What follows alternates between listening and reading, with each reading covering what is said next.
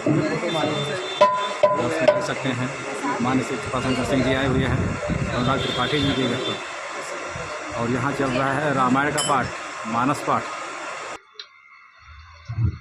नमस्कार दर्शकों, इस समय हम हैं कुरला और यहाँ पर त्रिपाठी जी के यहाँ मानस का पाठ रखा गया है।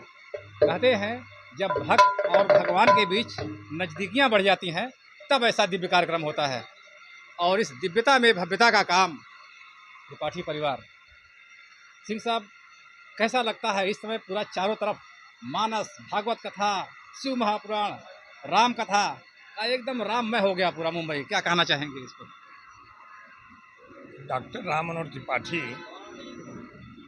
ठीक उसी ढंग से हमारे उत्तर भारतीय समाज के महाराष्ट्र में, मुंबई में उसी कथा की तरह हैं। जैसे शिव पुराण है, रामायण है, वैसे हम समाज के पुरोधा और समाज के मतलब क्या कहें, रत्न कहें या मतलब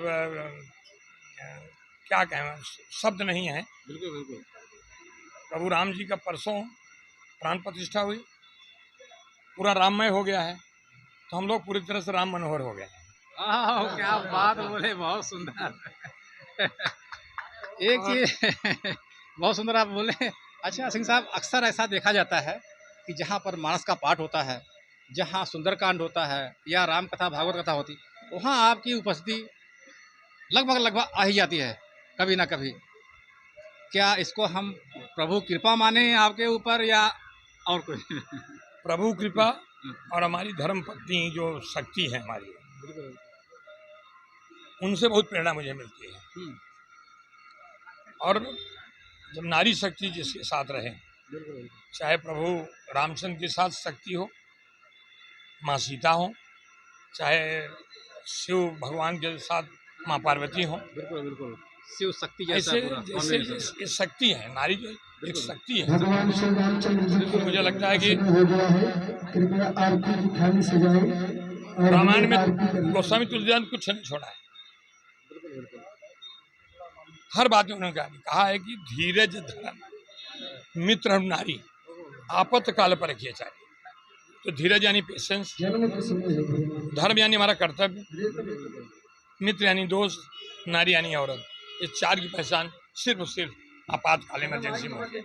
इसलिए मैं बाबूजी को प्रणाम करता हूँ, और मैं फिर आपसे, आपके दर्शकों को भी कहूँगा, जो उन्होंने एक मार्ग दिया है, हम वचनबद्ध हैं। और पता नहीं मेरे जैसे लाखों लोग होंगे, हर आदमी यही कहता है। मुझे लगता था कि जब वो कहीं जाते थे साल 2 साल पहले, शरीर छोड़ने के पहले, तो कृपा शंकर तो मेरा उत्तराधिकारी हो। तो हम इसलिए जहाँ जहाँ पंडित जी के कार्यक्रम होते हैं, कहीं गलती से मुंबई में नहीं होता एक बात है, पर जाता ही जाता हूँ। तो 26 जनवरी कल मैं नहीं आ सकता, आज ही मैं आया है। ले राम मनोहर त्रिपाठी समाज के एक व्यक्ति नहीं थे, व्यक्तित्व थे। और जो व्यक्तित्व उन्होंने छोड़ा है, मुझे नहीं लगता है एक आदमी के इतने वर्षों के बाद भी लोग एक दिन नहीं रोज याद करें। ये प्रभु की बड़ी इच्छा है। और मैंने कहा कि अनुराग त्रिपाठी जी अनुरागी हैं, और उनको भी साधुवाद देना चाहूँगा, उस परंपरा का निर्वाह कर रहे हैं। जैसे अद्भुत और अप्रतिम। एक और प्रश्न जाने की आपसे, जब बात तुलसीदास की आती है, मानस की आती है, कहते हैं जो रामचरित मानस है हमारा आधुनिक युग का संविधान, ऐसा कहते हैं भगवत कथाकार लोग। इस पर क्या कहना चाहेंगे आप? अब वो तो माने मनाएगा है। अभी भी इस देश में रावण बहुत बड़ा विद्वान था, ये बड़ी बात नहीं है। एक विद्वान रावण कैसे हो सकता है, ये बड़ी बात है। आज भी रावणी प्रवृत्ति है। मैं नाम नहीं लेना चाहूँगा। कुछ लोगों को प्रभु रामचंद्र की प्राण प्रतिष्ठा का निमंत्रण मिलता है और कहते मैं नहीं जाऊँ, और तुमको बुलाए नहीं भगवान, तुमको इसलिए नहीं बुलाया, तुम्हारी रावणी प्रवृत्ति थी। लोग ऐसे भागे जा रहे हैं, बगैर टिकट भी जा रहे हैं, जीत जा रहे हैं। लेकिन इन लोगों जो भी रावणी प्रवृत्ति है, इसलिए जाएं, दर्शन करें, हो सकता है दुर्मत मिट जाए। कहा है कि संत मिले तो हर मिले, यूं सुख मिले न कोई, दर्शन से दुर्मत मिटे, मन अति निर्मल होए। अद्भुत और अप्रतिम। ये थे हमारे साथ कृपा शंकर सिंह जी, बहुत सुंदर।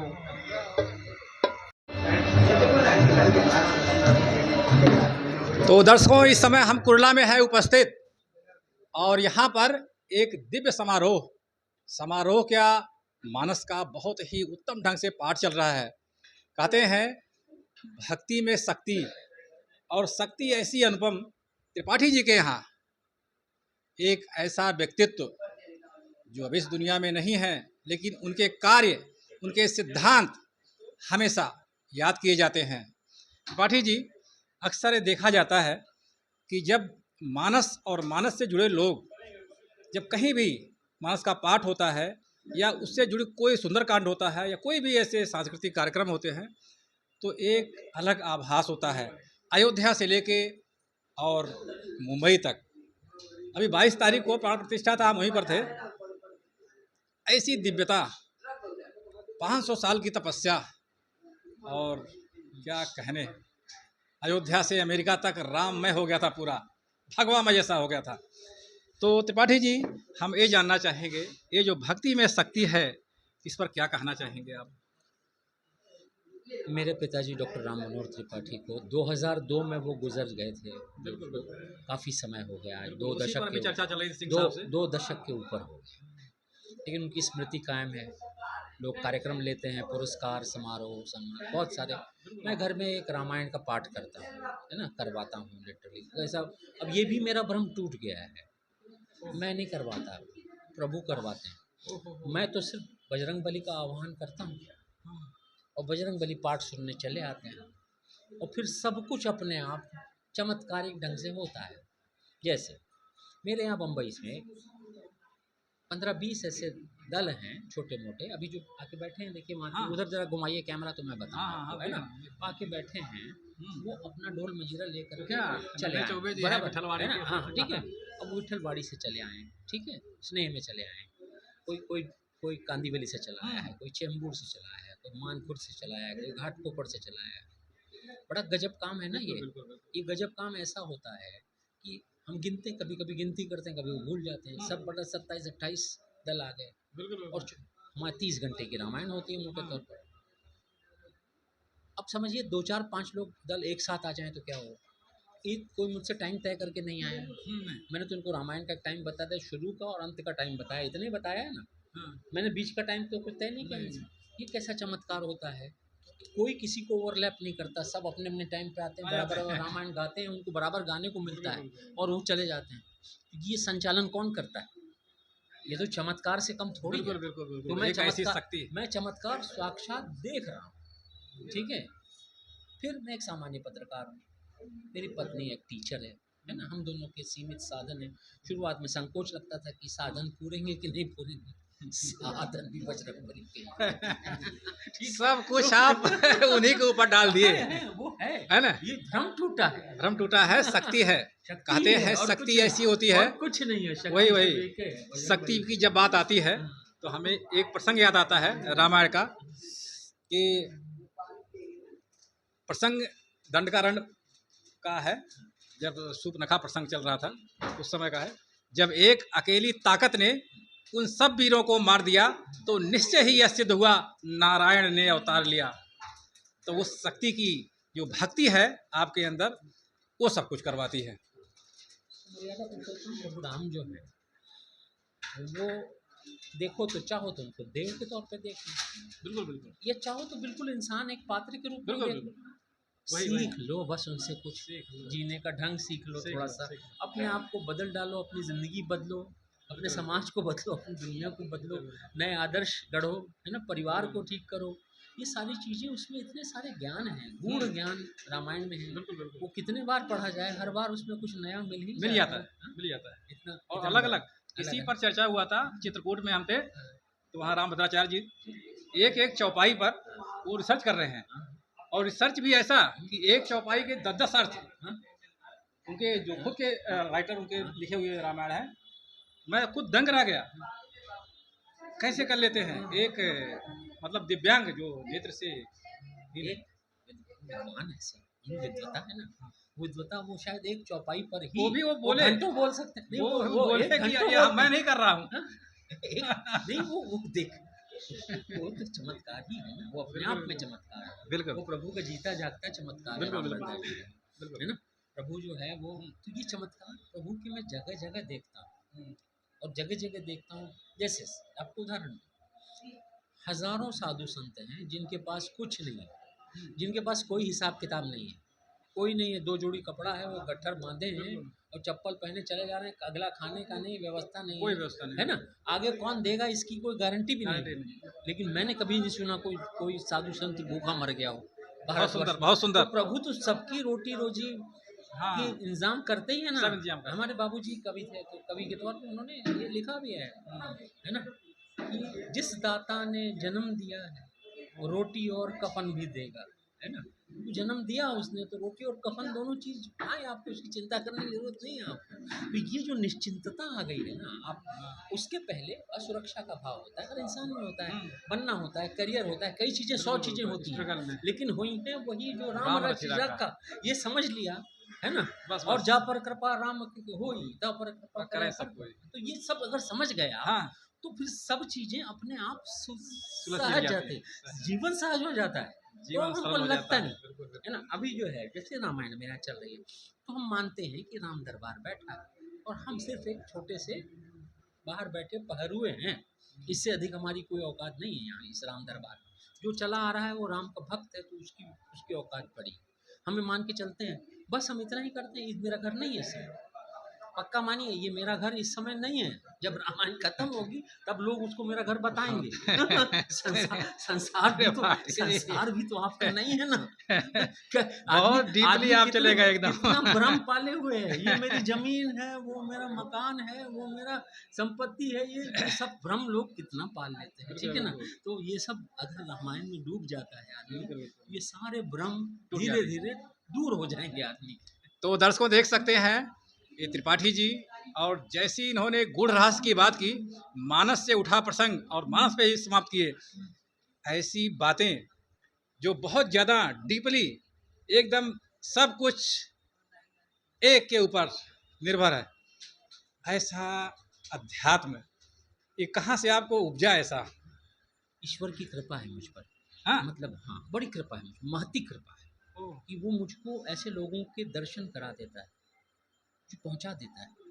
मुझे राजनीतिक पत्रकार के तौर पे मैंने काम किया 35 वर्ष, लंबा समय।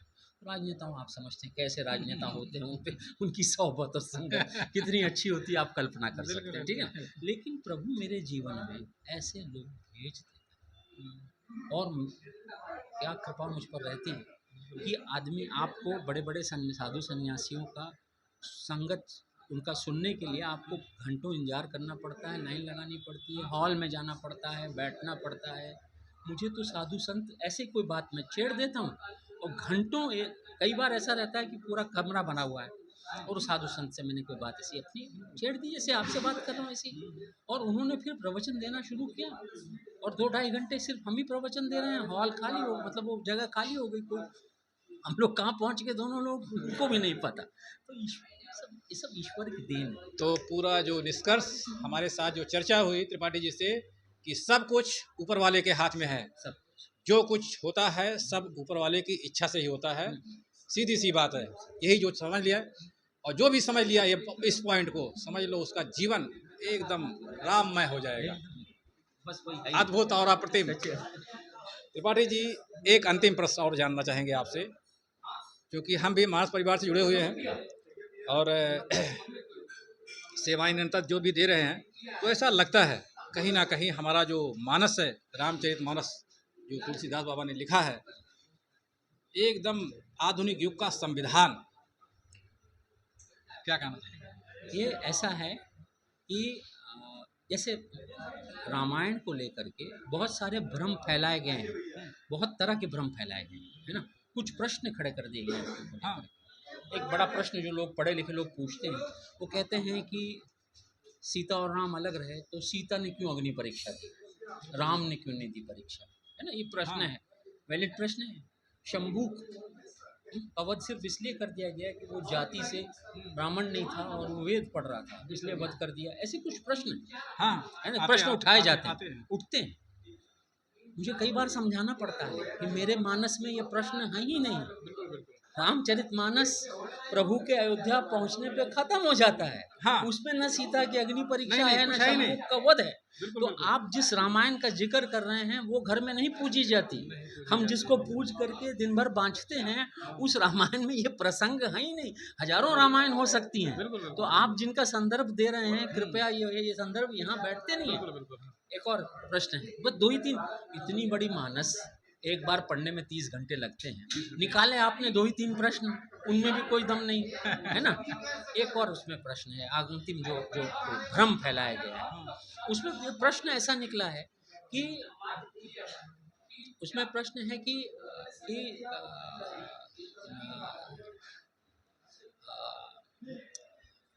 ढोल शूद्र, हाँ, ढोल गवार शूद्र पसनारी। ये सब ताड़न के अधिकारी है ना।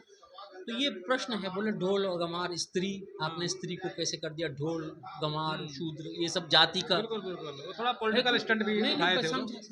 समझा भैया, ये बोलता कौन है तो देखो। एक सागर बोल रहा है वो अट्टहास करता है, प्रभु उसके सामने हाथ जोड़ के खड़े हैं, 7 दिन पूजन कर रहे हैं और वो अट्टहास उनका मजाक बना रहा है। हाँ। नेगेटिव पात्र है, रामायण में बहुत कम नेगेटिव पात्र है, सागर वहाँ सबसे नेगेटिव पात्र। तो नेगेटिव पात्र पॉजिटिव बात कैसे बोलेगा? तो नेगेटिव बात बोलेगा ना। और प्रभु उसकी सुनते नहीं है। प्रभु कहते हैं ये सब छोड़, मुझे रास्ता बता लंका का, है ना। तो प्रभु नहीं बोल रहे हैं ना रामायण बोल रही है। एक इतने बड़े उसमें शास्त्र में आपने निकाली एक सेंटेंस, वो भी साले काम करने अभी काम कर रहे हैं। बहुत सुंदर और बहुत ही दिल को छू लेने वाली बात। त्रिपाठी जी हमारे चैनल से जुड़े, इसके लिए बहुत बहुत धन्यवाद। Thank you so much. आपका बहुत बहुत आभार। नमस्कार मित्रों, मैं हूं महेंद्र कुमार और आप देख रहे हैं हमारा यूट्यूब चैनल महेंद्र अवधपुरी, जिसका सिद्धांत है, जिसका उद्देश्य है कि समाज में आजकल की जो नई युवा पीढ़ी है उनके लिए योग, संस्कार, सेल्फ डिफेंस, मोटिवेशन, टैलेंट, ऐसे ढेर सारी विधाएं हमारे चैनल के माध्यम से प्रसारित की जाती हैं। तो हमारे चैनल से जुड़िए, हमारे चैनल को सब्सक्राइब कीजिए और लोगों को शेयर कीजिए। बहुत बहुत धन्यवाद।